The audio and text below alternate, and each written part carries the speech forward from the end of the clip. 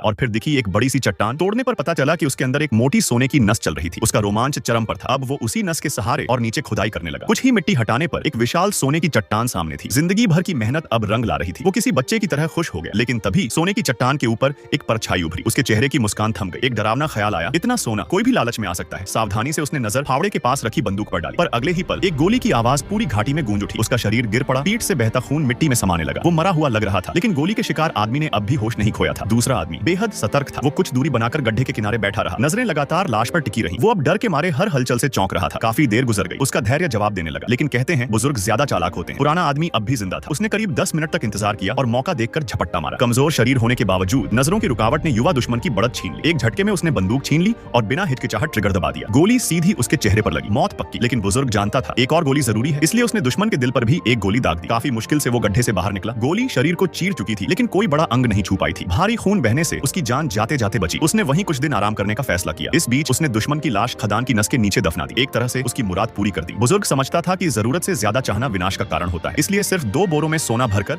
अपने गधे पर लादा और जैसे ही शरीर थोड़ा ठीक हुआ शांति से वहां से निकल गया। उसे पता था ये इलाका अब इंसानी लालच का युद्ध भूमि बनने वाला है, लेकिन अब जो भी हो उसका इससे कोई लेना देना नहीं।